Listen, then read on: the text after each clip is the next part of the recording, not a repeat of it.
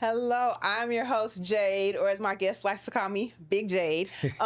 This is the B.A.E podcast, Broke Ass Entrepreneurs, and it's not really about being broke. We are talking about being entrepreneurs and what happens when you reach that level where you might be broke or you're trying to make it, and discuss how we overcome that. Because there's a lot of people that want to be entrepreneurs, but they don't get to see like the sad part. They don't get to see the sad side because on social media, we only see the glitz and the glamour. So I'm here with Justin Grier. Please introduce yourself. Hi everybody. It's your host with the most, Justin. Personal trainer here out in Atlanta. Yeah, and we're just here for a good time, good talk. Yes. So he's my personal trainer. Okay. So tell us about how you became a personal trainer. Like, what made you decide to be a personal trainer? You want the long story? Or Yeah, the short story? give us the long story. Long story. Okay. All right. So, it all started back. What was it? Let me just start when I graduated college. So I graduated college, went to school at Morehead State, small school up in Kentucky. Played football there. Was pretty good. Got a couple of records at the school. Had an opportunity to try to play professionally. Did you want to? Yeah. You want to go to the NFL? Yeah. Okay. I wanted to. I thought it was my purpose. We'll go back to that broadcast part in a minute. So yeah, I thought it was my purpose. Again, like had the opportunity. Was moved back down here to Atlanta. Was training, doing my training at Effect Fitness.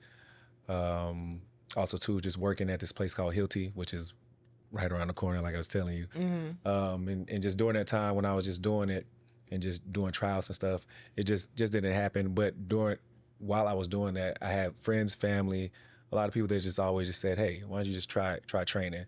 But during that time, that space, me just mentally and just the person that I wasn't prepared or ready for it. I had a short temperament to a certain degree, and also too, just very introverted. Mm-hmm. But during that time of the place that I was working at Hilty, I just felt like it was really just God's work of just preparing me for it. Just interacting with a lot of people every day, just dealing with just different kind of attitudes, just different individuals, different personalities and stuff. So once when I decided to hang up the cleats and pursue like my actual career, what I wanted to do in life, I had a moment just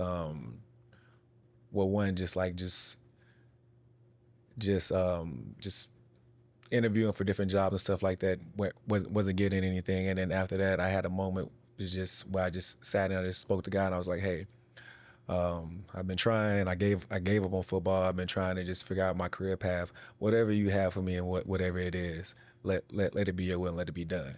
And then, literally, I heard a voice. It was a voice that just said, "Hey, try training." Okay, so. Talking about personalities, I'm just gonna talk about you for a minute. The way I met you, I was looking for a personal trainer, and I went on Instagram and I messaged like 3 people. You were the only person who responded. Oh. And so when you responded, I remember I came in. We did some little stuff or whatever, and I saw how weak I was because you made me do like some really basic stuff to see where I was at, like my level. And you talking about different personalities. You was kind of a punk when I first met you. Like you was a little scared to be a trainer. Like I shouldn't say scared, but you didn't put your foot down. Yeah. He puts his foot down there. I can't get away with nothing. So, how long have you been a personal trainer? I've been a personal trainer for it's going on 5. So. Okay. So what we met like 3.5, 4 years ago? Yeah. So you still a little new. No, I wouldn't say that. It was at Effects for... I started in 2020. Okay, so yeah. Okay, so you wasn't that new. But he still acted like he was new. He was working on it. You was working on it, right? I was working on it. Introvert and all that stuff. So what was the path that you had to take to become a personal trainer? The path that I had to take? I wouldn't necessarily say it was a tough path, but it was... Hold on, because who is this? Okay, go ahead. I wouldn't necessarily say it was a tough path, but just more so just like a challenge just for myself internally. Mm-hmm. Because, like I said, I'm an introvert, but then also too, during that phase of when I left my job to just become a trainer, like I just said, F it. Like, So it was what they call it, the step out on faith. A leap of faith. I literally took a leap of faith, and during that time, like literally, it was when I did it, COVID happened too. Okay. So yeah, COVID happened. I was at Effect, and I just remember when I was talking about, I was like, "Hey, I'm thinking about being a trainer. Mm-hmm. What do you think?" So you were at Effect working out, or you? Yeah. So okay. So I started off at Effect because I was training for just a tryout and stuff. Okay. So I used to work out there. So I started working out there around like 2017. So okay. So I spent 2-3 years there. And then during that time, I was like, yeah, I'm thinking about becoming a trainer. And I was talking to Ball, who was my trainer, but also too like my mentor. And he's like, dude, he's like, you got it. Okay. Yeah. So you had some people that are willing to say, hey, you got this, and kind of push you in the direction that you need to go to get there. So when you quit your job right before COVID, would you say that was your brokest period as an entrepreneur? Definitely. Did you consider yourself an entrepreneur when you decided to become a personal trainer? Honestly, now that you say it, no. I just. What about now? Yeah. Okay. Yeah, I consider myself now, but during that time, I was just a person that at one point was just lost and just trying to find themselves. Okay. So. And I feel like that happens with a lot of people because I've had my own business for a long time. I didn't consider myself a business owner. I didn't consider myself an entrepreneur until the IRS told me I was. So I didn't have that title to give myself yet. So at the time when you decided that this was something that you were going to consider, you prayed on it, you heard the voice, you talked to your mentor, and you decided, okay, this is what I'm going to do. I quit my job. COVID happened. How was that financially? How did you navigate that? I guess in a certain way, I was kind of in a good position because while I had quit, I was still at my mom's. Okay. So if it would have been a little bit hard if I was just like by myself, but I was with my mom. But I mean, it was still a tough period because I'm in my mid-20s. Mm-hmm.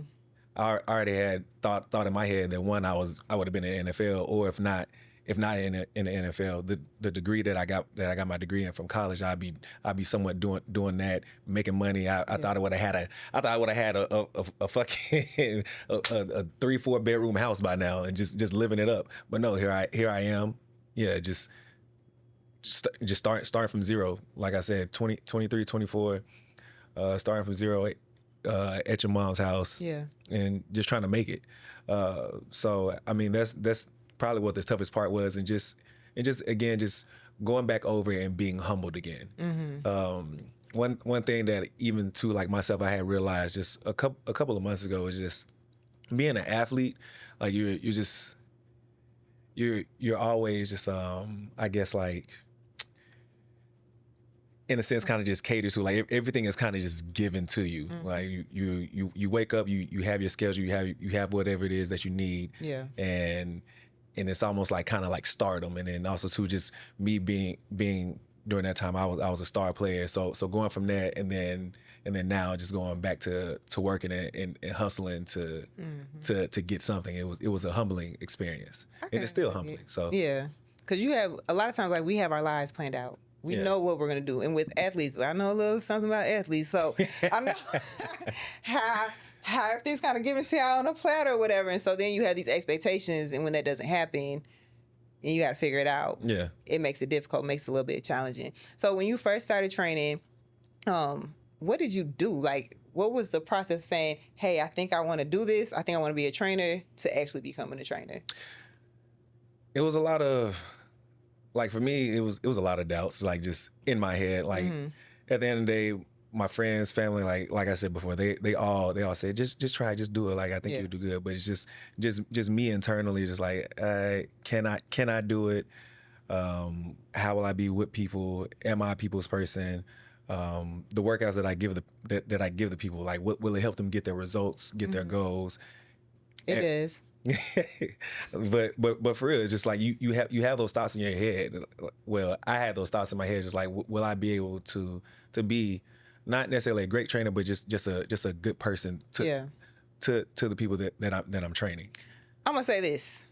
I'm looking at the camera, but I'm telling you, Justin is an amazing trainer. I've had other trainers, they sucked, and They didn't care. I would tell them what I want to work on. They want me to work on what they want me to work on. And not only is it like this personal trainer, trainee? I don't know what my title is here. But someone who's getting trained, like that relationship, just doesn't see me cry. I don't cry around people. You don't see me cry. Yeah. So, like, it's a real relationship. Like, he cares about the people that he trains. And I got clothes on, but when I take these clothes off, the results is T. So, Resulting. with that being said, so you had that moment during COVID where, boom, you've decided that you want to quit that damn job because it sucked. You didn't like it. Yeah. How'd you get your first clients? Well, so how did I get my first client? I got my first client. I remember I had a flyer. Shout out to my wife Lauren. She's actually really the whole backbone of me being to the wife, okay? yes of me being where I'm at today. Yes. But she created my flyer, posted it on social media. I think maybe within like that, maybe not the same day, but within that same week, I had got a DM, got the client. Wait, who was he? Say it on the side. I don't want to disclose. To be honest, I don't even. Okay, you ain't gotta say it. Go ahead. I don't even think I remember their name. But okay. But anyway, so I had this first client. Honestly, one of the funniest ones too. So this client, they wanted to lose weight and get their body snatched for the summer. Yep. They had goals that they wanted, and they wanted this to happen within 3-4 months. You know, there's a short term. No, hold on, because that sounds like my DM, and I know I wasn't your first client. Trust me, it wasn't you. It wasn't you. But many people come with that. Okay. Yeah, right. But no, they wanted to drop like a lot of pounds, like 40, 50 pounds, and it's like, all right, that's cool. Realistically, we won't get to that, but we'll push, and that is a goal that we're get close to it. Yeah, that we're trying to obtain. But like I said, so that's what they wanted. But I remember just like the first day, just introduction, just talking to them, and they were saying that they were allergic to running. And it's just like, I know this person, don't I? I probably don't, but it sounds like something I would say. It was just like, you're allergic to running, but we got to do cardio. We got to do something. So like, help me help you. Yeah. How can we make this happen? Allergic to running is crazy. Yeah, and I told them, like, when they said this to me, I just said, explain, like, what do you mean by allergic to running? And they said, like, when I run, over time my legs start to itch, and they were rubbing their legs like this, and I was just, and you just know me, like when I give it a look, and I was like, you better run anyways. It was like, oh well. I was like, well, we got to do this. And Okay. I mean, long story short, the person probably lasts about a week or two. Damn. But after that, I picked up another client, and then it just kept growing. The next thing you know, at one point I had, I think, up to like 70 clients. And this was at Effect, right? Yeah, this was at Effect. So I feel like when you was at Effect, right, you had a lot of clients. I felt like you was the popular trainer there. That's what you feel like? I felt like you was a popular trainer there, and it seemed like there was some people who didn't like that. Ooh. That's all I'm gonna say. It just seemed like it was some people who was like a little envious of Okay. that. But they don't know the effort that you had to put forth to get to that point, right? So have you felt like you had to deal with that at any other gyms that you worked at? No, actually, well, Because you might not see it, but your clients, we've talked about it. Like, we have those discussions. Yeah, you know, well, the people don't know. I'm a person that is very, I guess you can say, I'm green. I come into my workspace, whatever it is I got to do. I come in just to get in, do my work, and get out. Yeah. I'm cordial with the people, but yeah, sometimes I miss some things. But since I've been to the other locations, well, so once when I left Effect, I went to Heat. Oh, I don't want to talk about Heat, but I will talk about Heat maybe some other time. I went to Heat. It was probably maybe like 1 or 2 people I just felt the love. The energy, it was bad. Energy, but overall, everybody there was cool. Like the energy stuff was cool. Even where I'm at now, just work, and even at Fourth, like the energy and stuff is cool. So, yeah, so you're able to block those people and focus on what you need to focus on. Yeah, that's good. Actually, it's nothing to block. Like, it's nothing to worry about at all. So Justin saved me from Heat. That's all I'm gonna say. That's it.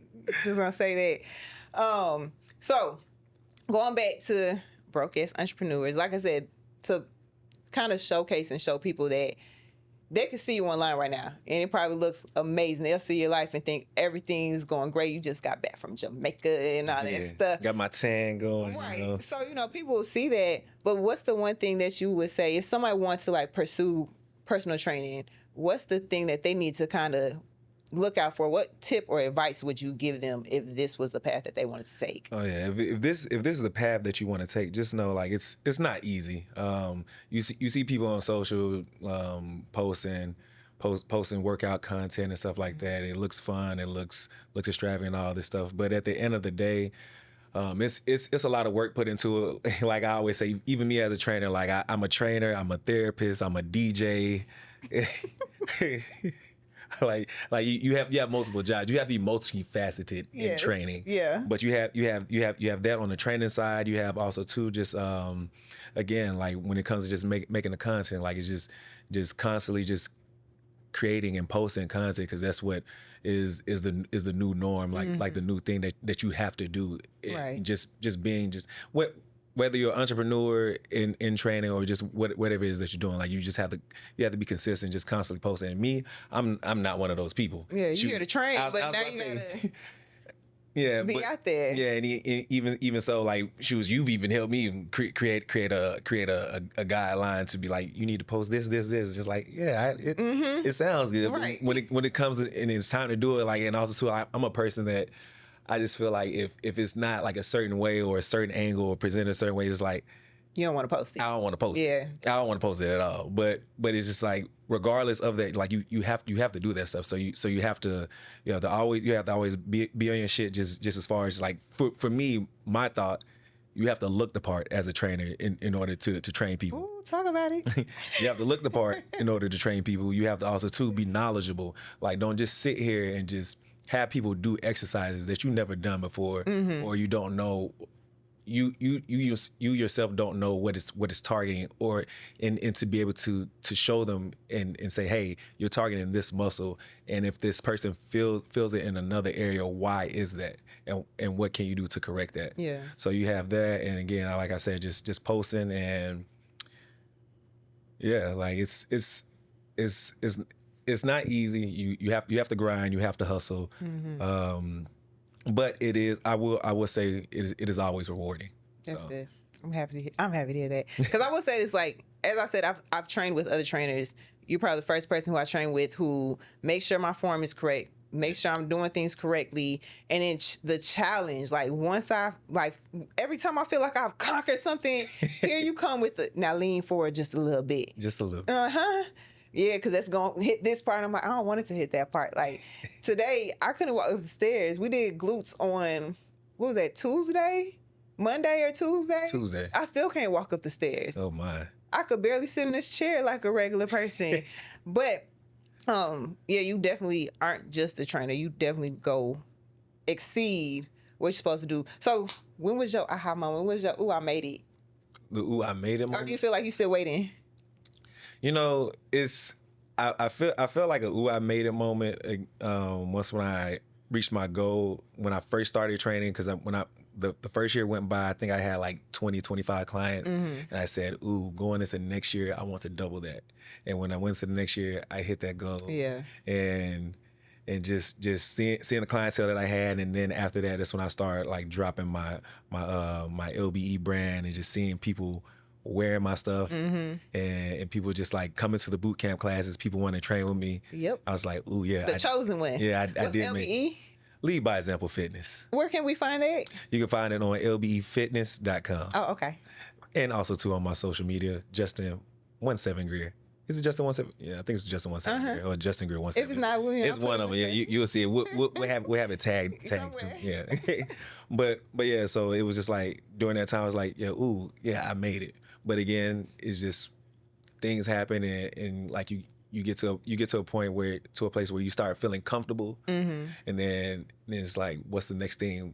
You either say what's the next thing, or you just comfortable, and then God just like, hey, it's something more for you. Yeah, it's time to move. So what's your next thing? So my next thing, what I had thought I had wanted when I had made the transition to even just leave effect, I wanted to open up my own facility and just have my own gym and just and just do my own thing. Yeah. But reality came. I went out to a different gym and just seeing how things were operating and ran, to just have just different point of views of just because I was at Effect for X amount of years, so I also too just wanted to see what it's like just at a different gym, just like how people run and operate things. And honestly, just being honest, when I was in that process and stage of just trying to get my own, I realized like, hey, it's not as easy as you think. Right. As far as just like the money, So I'm gonna ask you this because I know we talked about that, but let's say if money wasn't an obstacle, like if that wasn't an issue, would you still want to own your own gym and be the owner of that gym? Yes, but it also too, it depends on how it's ran and operated, because the other thing is too, which I was going to get to, besides the money, if even if I didn't have the money, well, not if I didn't have the money, if money was not a problem, it's just keep the flow of it going and all this stuff, and how does that work, and how do you do that, and that's what I was trying to figure out. Like, what did I want to franchise, or did I just want to just start from scratch and to get my own? If I have to start from scratch and get my own, then I would have to be at the gym basically 24/7 all the damn time. And then so once I really started thinking about that, just like, nah. I'm honestly like, if I can do 4 or 5 days, 5 days a week. You like your freedom. I love my freedom, man. And we have like me and my wife, we had got to a point in life where we like to travel. We like to travel a lot, and gotta be outside. Sometimes outside the country too. It's once a year. Okay. But what honestly, it's once a year. But for me, for me and her, we want to go 3-4 times out a year, and it's just if I had to get a gym and just to get that establishment and just get it running, I would have to be there 24/7. Right. And it's Wouldn't like be no vacations. Yeah. So it's, to answer your question, yes. If I didn't have to be there all day, but if it's something that I have to keep up, like myself, just have to be there all the time, then no. Gotcha. Okay, so before we wrap it up, I'm gonna ask you to drop one gym for the people. One gym for the people, and not GYM, GEM. One gym. I guess you can kind of call it a gym. One is just patience is a virtue. You just be patient, be courteous to other people. We're all human. We all have things that is going on in our lives, and we're all just trying to move in a space, and just like we're in a space right now where just like, as far as like AI and all this stuff, and even just the man that's in office, it's we don't know what we're heading towards at all. And just even just being in Atlanta is, as everybody says, is not a real place. We at all. we do whatever, whenever, when we want to do it. Yeah. But again, just like, we're all human, and we all have our own things, own goals and stuff, and our own agendas and stuff that we're trying to obtain and trying to achieve. But sometimes we need to just slow down and just actually just live in the moment. Right. Yeah. And that's just something that I have learned recently from just therapy and stuff, and just Black men go to therapy. I will recommend that. It's something that's not preached, like, for us. Well, for men anyways, but especially for Black men, I think it's something that is essential for us. It's not just it's not what you just think. It's just like, ooh, it's just like getting my emotions out and just crying and all this stuff. But it helps you just get out the things that you do have, that you have kept within you, whether it be for years or just like a short time. And it just helps you. It just helps you once you do realize and get those things out. It just helps you learn yourself more and just overcome things that you have within you. Yeah. But be the best person that you can be. Yeah. But those are the gems that I have for you. And I like it. And always just every day, each day, you don't have to give it 100%, but just be 1% better than you were the day before. Yeah, he likes saying that type of shit. 1% better. Well, I appreciate you for coming out and being on my podcast. No problem. Okay, that's all I gotta say. I'll put all your information. So if y'all need a personal trainer, highly recommend. Y'all can't see because my guns are covered up right now, but they there. Wait. They in the legs. I was about to say. Oh, you can't see that. No, there we go. Go ahead. Yeah. Flex the leg. Go ahead, flex. Okay, Yeah, you see this go. line right here? Yeah. That's from doing stuff. It's Big I don't J, know not the name of little stuff, one. but because he tell me what the stuff is, and under here, this shit flat, okay, and it's fat. You say you wake up with a 6-pack in the morning. Yes. Midday, it might not be there, but it's working on it. So this is B.A.E, the broke ass entrepreneur. If you yourself want to become an entrepreneur, just know it's not always cute, but there's always a way to get there. And I hope you come to the next episode.